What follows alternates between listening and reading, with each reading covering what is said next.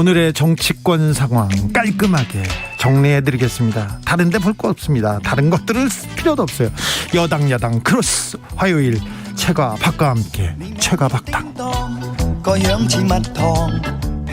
여야 최고의 파트너입니다. 주진우 라이브 공식 여야 대변인이죠. 두 분 모셨습니다. 박성준 더불어민주당 의원 그리고 최영두 국민의힘 의원 어서 오세요. 네, 안녕하세요. 네. 네. 한 주 잘 보내셨습니까? 네. 무슨 일로 그렇게 바쁘셨어요, 최영두 의원? 이 코로나가 심각하면 사실 지난주에 무슨 여야 의원들이 많이 참석한 여의도에 한 포럼이 있었는데 네. 포럼에 확진자가 발생해가지고 예. 주말에 저는 마음이 철렁했겠네요. 철렁했죠. 네. 다행히 뭐 여야 의원 누구도 다 음성 판정이 나와서 다행인데 이거 곳곳에 지뢰밭이라는 생각이 듭니다. 네. 어찌 지내셨습니까 일주일 동안? 저는 그 대변인을 한 1년 하고요. 네. 평화의 시간이라고 할까요? 이제 그만두셨어요? 네, 그만뒀고 네.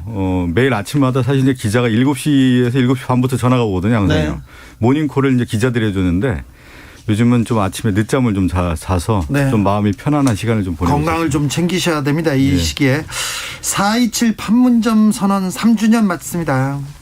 오랜 숙고를 끝내고 다시 대화를 시작해야 할 시간이 다가오고 있다. 문재인 대통령이 이렇게 밝혔습니다. 바이든 대통령과 정상회담도 예정돼 있는데 참 판문점 선언 3주년을 맞아서 남북관계가 좀 고착돼 있습니다.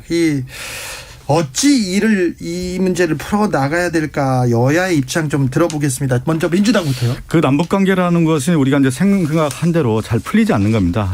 우리가 여러 이제 변수들을 얘기를 많이 하는데 북한이라고 했을 경우에 사실은 파트너십으로서 어떤 일을 할 때 상당히 어려운 점이 있는데 어려워요. 이제 교차가 분명히 있죠. 네. 온탕 냉탕을 이제 거쳐가게 되는 건데 우리가 이제 역사적 대전환점이 있었지 않습니까? 네. 김대중 대통령과 김정은 위원장의 어떤 남북 정상회담 이후에 또 노무현 대통령과 또 김정은 위원장 그 이후에 사실 이제 4.27 이 정상회담 판문점 도보다리까지 걸어가면서 그 정상회담이 하나의 어떤 획기적인 어떤 전환점이었지만 결국은 남북관계 실마리를 이제 풀지 못한 것 중에 하나가 뭐냐면 미국이 사실 그런 지렛대 역할을 좀 했어야 되는 건데 네. 그렇지 못하다 보니까 오늘날 여기까지 왔습니다. 그렇지만 4.27 정신이라고 하는 것은 남북 평화를 정착을 하고 새로운 한반도의 미래를 기약하고자 하는 어떤 전환점이었기 때문에 그러한 의미를 다시 담아서 새로 시작하는 시간이 돼야 된다는 것은 또 우리가 또 풀어야 될 숙제 아니겠습니까? 그 숙제를 우리가 같이 가야 될 문제이기 때문에 아마 대통령께서 그런 다시 대화할 시간이다라는 의미로 부여한 것으로 알고 있습니다. 평화의 시계 다시 돌려야 되는데 보수 국민의힘에서 북한 문제 그리고 미국 문제 좀 전향적으로 도와주셔야죠. 이게 사실은 남북 간의 정상적인 관계는 보수 정부에서 다 만들었습니다. 7.4 공동성명 박정희 대통령 시절에 있었고요. 네. 지금으로 딱 30년 전에 한반도 비핵화 선언을 했습니다. 노무현 대통령 때 있었던 일입니다. 네. 노태우 대통령 때. 이게 지금 우리가 한반도에서 비핵화와 평화를 달성하는 기본적인 프레임입니다. 프레임.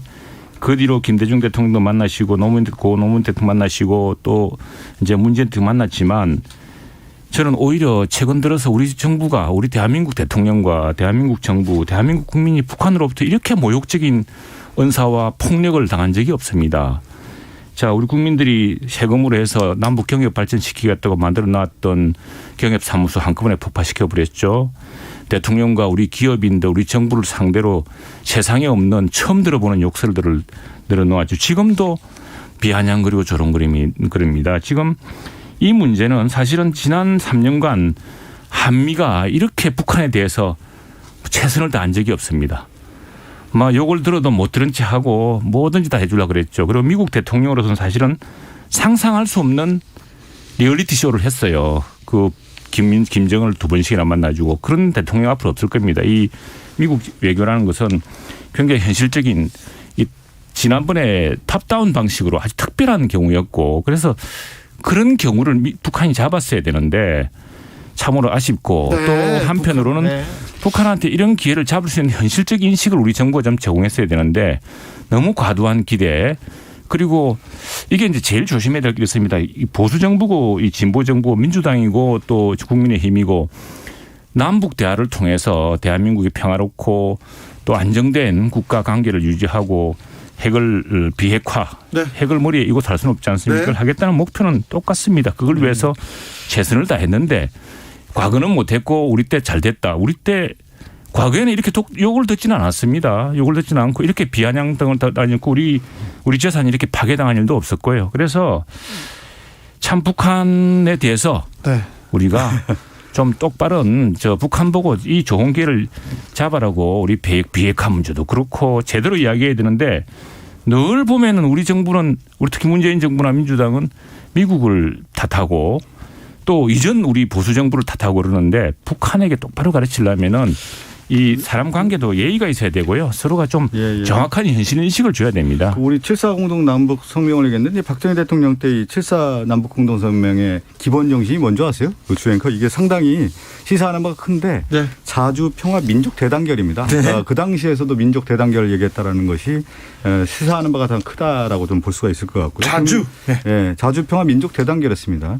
아마 오늘날 이렇게 자주 평화 민족 대단결 연결했으면 보수주의를 추구하는 사람들 입장에서는 남북 관계에 대한 부분에 대해서 아마 박정희 대통령이 이런 얘기를 했다라고 하는 것은 색다르게 좀 받아들이지 않을까 싶고요. 지금 이제 북한에 대한 얘기를 했는데 우리가 다시 한번 시계를 돌려보면은 이 생각을 좀 해야 되죠.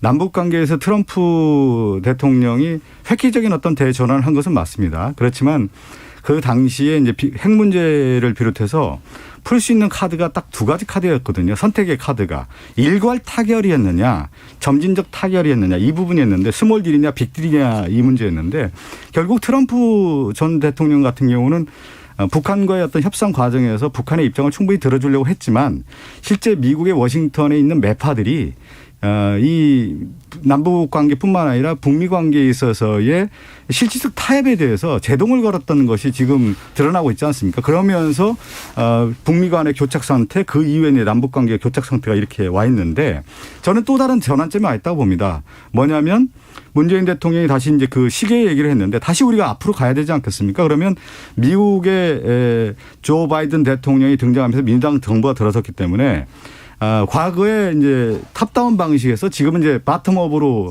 가겠죠. 민주당 같은 경우는 기본적인 외교관들을 중심으로 외교 천을 가동을 해서 하나의 어떤 형식을 밟아가는 과정이기 때문에 저는 두 가지가 상당히 좀 방향이 달랐지만 결국은 북한도 그렇고 미국도 지금의 이 시점에서는 새로운 전환점을 만들고 싶어 할 것이다. 그것이 이제 무르익었다. 그런 가운데 문재인 대통령이 다시 이제 대화 시간이고 다시 시계를 앞으로 간다라는 의미는 우리가 새로운 시대를 열기 위해서 같이 만들어가는 어떤 창구로서의 역할을 해야 된다라는 것이 지금에 이르렀다. 이렇게 보고 있습니다. 비아냥 좀 막말을 듣긴 했지만 그래도 총 쏘거나 포는 안 쏘잖아요. 천만의 말씀입니다. 자, 실험 안 했습니까? 그동안에 얼마나 많은 핵미사일 실험을 했습니까? 우리는 그걸 무슨 발사체라고 하지만 점차 위험해지고 있고요. 또 하나는 아까 자주 이야기하셨는데 자주평화 민족 대단결을 연결했죠. 이야기했죠. 7.4 공동 성명을 할 때 보십시오. 그 뒤에 무슨 일이 있습니까? 김일성이 중국 가가지고 그 인도 차이나 반도의 공산화에 고무돼 가지고 이제 이럴 것은 군사 분계선이 얻을 것은 더 무력 통일이라고 그랬습니다. 그러고 나서 무슨 일이 있습니까? 판문점에서 미리나무 도끼 사건이 있었죠. 엄청난 도발을 계속했습니다. 그래서 그렇게 우리가 뭔가 남쪽이 접근해서 평화적인 분위기를 만들고 교류 협력을 하려고 하면 북쪽은 항상 그보다 더 강경한 도발을 통해서 이 평화를 깨운 사람들입니다. 그렇죠. 한반도 비핵화 선언 해가지고 한반도에 핵을 두지 말자고 해서 우리 전술핵까지 다 철수하지 않았습니까? 남쪽에 핵이 없습니다. 없는데 핵무기 강하고 있지 않습니까? 근데 그런 문제에 대해서는 왜 한 번도 민족적인 관점에서 이야기를 못합니까? 그래서 늘 우리는 양보하고 봐주고 하는데 그렇게 한 결과가 뭡니까? 이렇게 욕을 바가지로 먹고. 네. 그래도 점점 더 위험해지. 그리고 핵무력이 점점 강화되지 않습니까? 그리고 이런 거죠. 남북 관계를 바라볼 때 어떤 두 가지 시각이 있는 건데 상당히 좀 어려운 거죠. 뭐냐면 군사안보 측면에서의 우리가 얘기하는 피스키핑이 있는 겁니다. 평화를 지키기 위한 어떤 전략적인 것이 분명히 있는 거고 또 남북 관계라고 하는 것은 민족이라는 관점 측면에서 우리가 교류를 하고 평화 정책을 한 면에서의 피스메이킹을 하는 관점이 있는 것이죠. 그러면 군사안보적인 측면에서는 튼튼히 하되 남북 관계에 있어서의 어떤 교류와 평화 정책을 위해서는 대화의 창구를 또 열어가는 것이 우리의 역사적 의무이자 또 소임인 것입니다. 네. 8998님께서 북한을 놓고 여야가 싸울 일인가요? 한반도 비핵화를 두고 여러 목소리들이 있습니다. 방법론을 두고요. 자, 누구나 다 나라를 사랑해서 그렇다고 생각하고 넘어가자고. 분명하게 원인과 해법을 정확히 찾아야죠. 알겠습니다. 예. 두루뭉술로 이렇게 우리 민족 소원 통일 노래 부른다고 통일됩니까 그게? 통일 노래는 그래도 불러야죠. 한반도에서 정확한 인식이 중요하다. 여의도로 가보겠습니다. 각 당 내부 상황으로 이렇게 갈 텐데 민주당에서 오늘 부동산 특위를 두고 여러 회의가 열리고 있더라고요. 첫 특위 회의 어땠나요?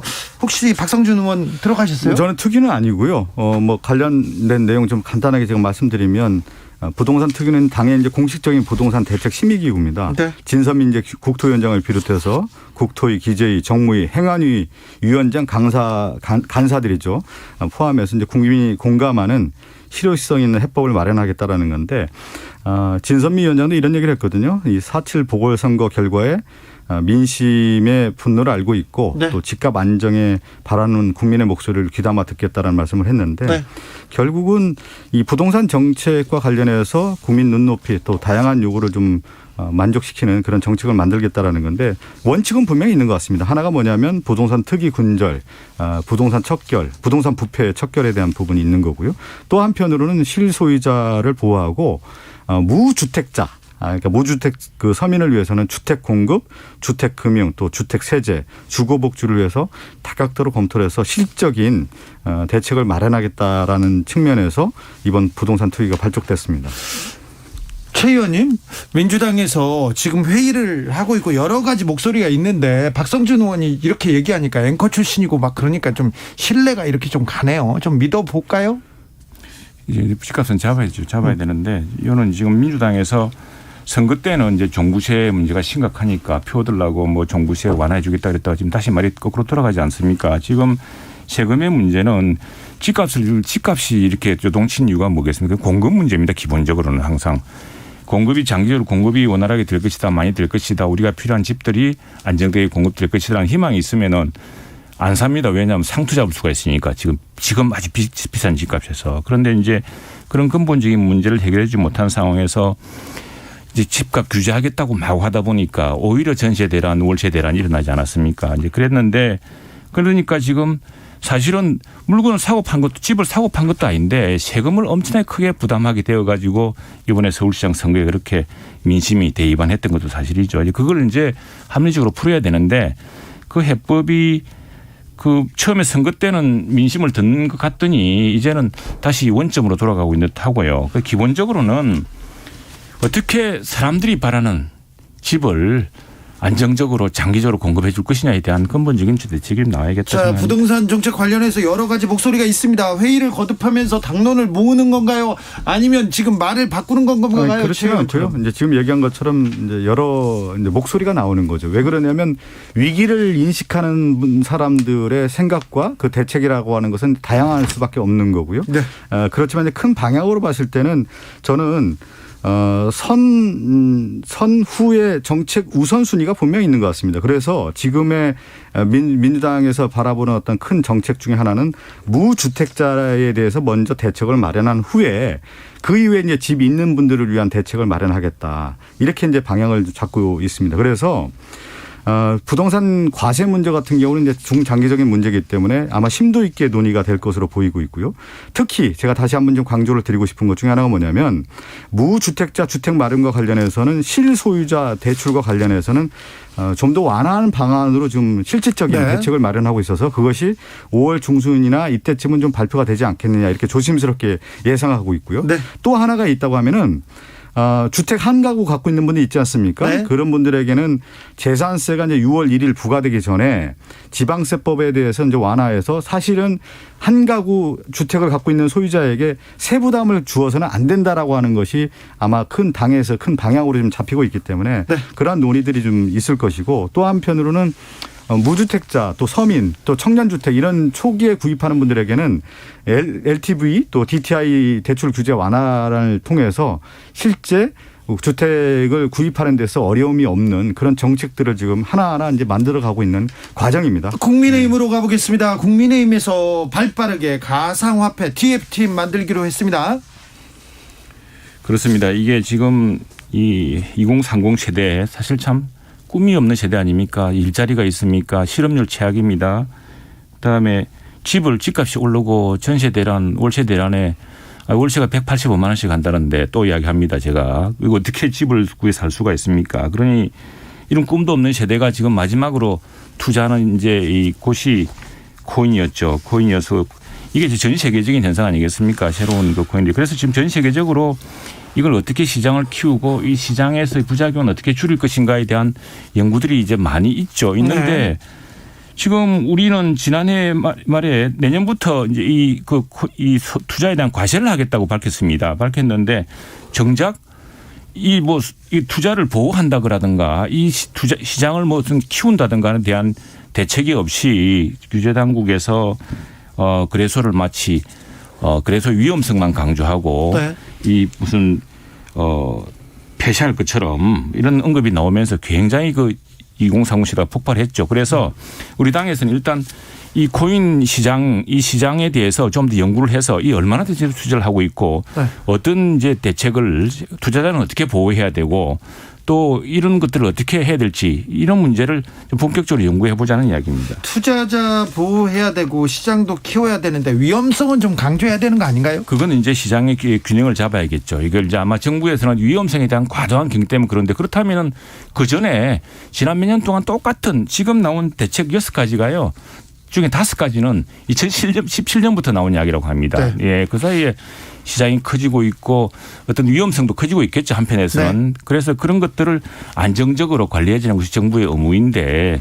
죄송한데 최 의원님 제가 하나 한 말씀 언급할까요? 네네. 얘기하고 물어보겠습니다. 그러니까 우리가 이제 예전에 보면 이제 실물 경제라고 얘기하지 않습니까? 그럼 부동산 리얼 에스테이트 이런 표현을 쓰는 건데 리얼이라고 듣는단 말이죠. 네. 이제 어느 순간 우리 세계가 이제 바뀌면서 과학 기술이 발달하면서 버추얼이라고 하는 게 등장한 겁니다. 가상. 그래서 버추얼 스튜디오, 버추얼 스페이스.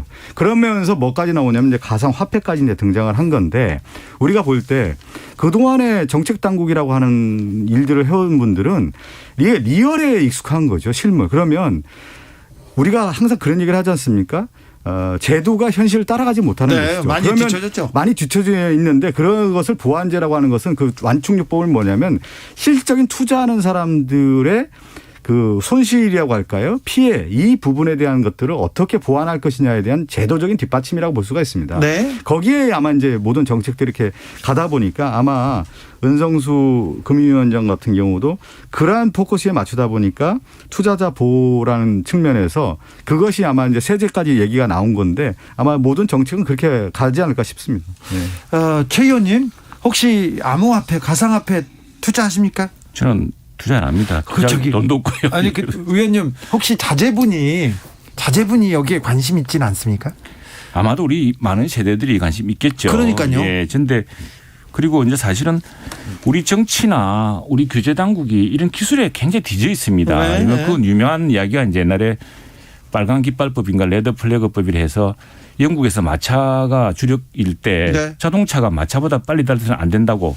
기존 산업을 보호하려고 하던 그런 법을 한 것이 그게 이제 정치가 얼마나 기술에 뒤져져 있는가를 네. 보여주는 것인데 그래서 이번에 우리 TF를 한 것은 우리도 이 시장과 이 시장을 어떻게 잠재력과 이 시장에 또 여러 가지 지금 말씀하신 위험성 문제는 어떻게 그럼 최소화할 것이냐 이런 것들을 좀 제대로 연구해 보자는 이제 정치꾼으로서는 발빠른 참 공부하는 태도라고 하겠습니다. 그렇죠. 예. 공부해서 빨리 규제를 하든지 대책을 내야 됩니다. 네, 그 입법이라고 하는 것이 그만큼 어려운 거죠. 네. 지금 그러한 부분에 대해서 다들 알고 있고요. 시장이 이제 있지 않습니까? 그 네. 시장에 대한 것을 분명히 인정하고 그 시장에 대해서 부작용을 최소화하는 방향으로 입법화를 해야 되는 것은 필요하다고 봅니다. 참 의원님들 할 일도 많아요. 참 PSC님께서 돈 벌어서 집 살려니까 부동산 폭등. 투자해서 안정수익 얻으려니까 주식 공매도 세금 부과. 이제 마지막 코인인데 근데 규제한대요. 이러다 다단계로 몰릴 것 같아요. 얘기하는 분이 있었고요. 8429님께서 비트코인 투자자 보호하면 주식 부동산 다 보호해야 하고 개인사 보호도 해야 되는 거 아닙니까? 다 해야 합니다. 이런 얘기를 했는데 참 어렵습니다. 정치권에서 빨리 현명한 판단으로 그 시장의 투명성을 자꾸 높여야죠. 네. 예, 위험을 자꾸 감추는 사람들이 있기 때문에. 네. 네. 그 말은 또 새겨 들을 만한 것 같습니다.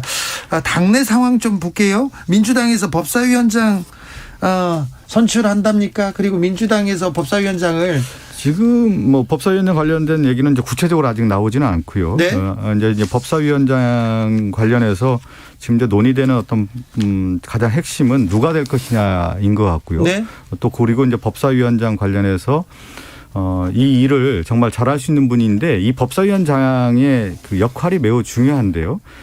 민주주의에서 가장 기본 원리가 참여와 대표와 책임인데 그 책임을 누가 지냐면 사실은 국회의원 지금 앞서 주앵커도 얘기했지만 입법 아닙니까? 예. 정책을 입법화해서 그것을 국민에게 실행해서 국민의 삶의 질을 개선하는 것이 정치거든요. 그러면 그렇죠. 최후의 보루가 어떤 역할을 하냐면 정당에서 역할은 입법을 하는 분인데 국회 본회의도 있지만 그 사전 단계로서의 법사위원장이 집권 여당의 책임지는 자리로서 매우 역할이 중요하다는 얘기인데 지금 구체적으로 누가 될 것지는 아직 논의가 되고 있는 완전히 누가 될지 확정되지는 않은 것 같습니다. 법사위원장에 대해서는 할 말 많다. 최영두. 예, 많습니다. 이게 법사위원장 이것은 우리 여야 김대중 대통령께서 그 정당 대표를 할 시절에 지금 민주당의 대표를 할 시절에 만든 국회 협치 전통입니다. 협치의 원칙과 전통이죠. 여당에서 국회의장 가져가고 다수당에서 가져가고. 그리고 지금 말이 이렇습니다. 그래서 그때는 단순 다수당이고 지금은 절대 다수당이기 때문에 상황이 다르다 이렇게 이야기하는데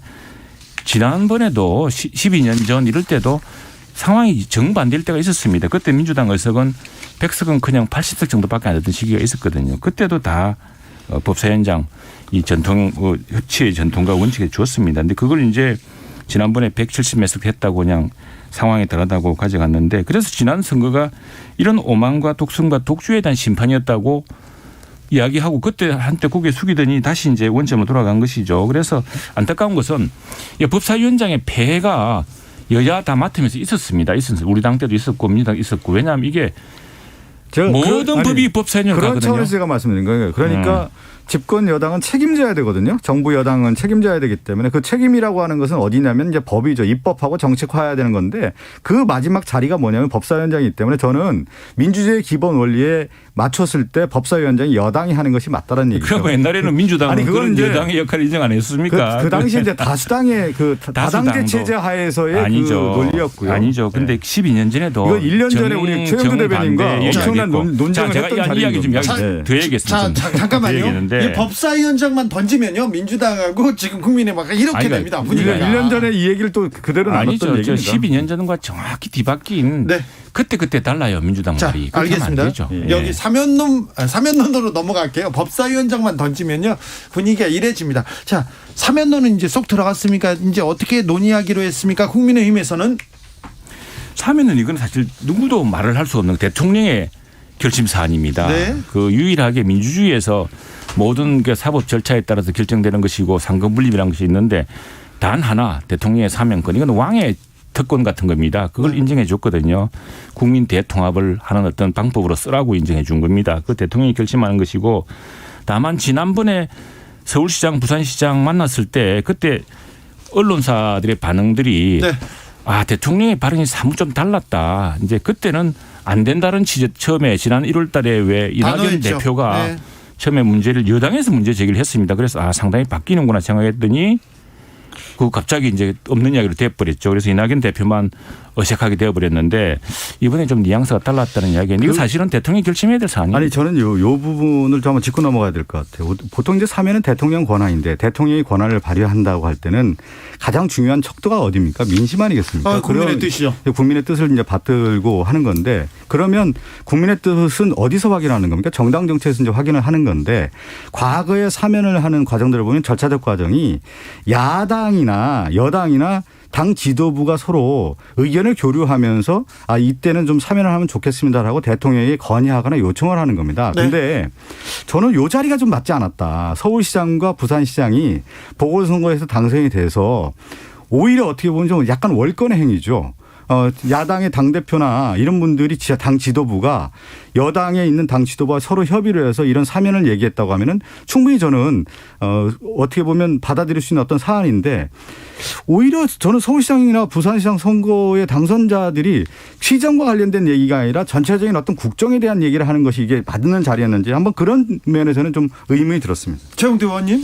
예, 그렇다면 대통령께서 맞지 않은 자리라고 이야기하시겠죠. 그런데 그렇게 답변 안 하신 걸 보면은 무슨 여권으로서 고민이 있는 것 같다고 생각을 합니다. 그리고 사실은 여야가 이 문제를 가지고 이야기를 안 한 적이 없고요. 계속 그리고 여당 대표가 지난번에 이야기 1월 초에 백두에 신년 백두에 화두로 끄집어내는 것은 그만큼 여야 간에 정치권에 이 문제에 대한 논의가 많았다고 생각해야겠죠. 알겠습니다. 다음 주 이 시간에는 국민의힘은 원내대표가 뽑힌 상태죠? 그렇죠. 민주당에서 당대표가 결정되어 있는 상황입니까? 5월 2일 날 뽑히죠. 네. 앞으로 또 할 얘기가 많겠네요. 자, 최영두 의원 그리고 박성주 의원 오늘도 뜨거웠습니다. 감사했습니다. 네, 감사합니다. 다음 주에는 더 뜨거울 것 같습니다. 네.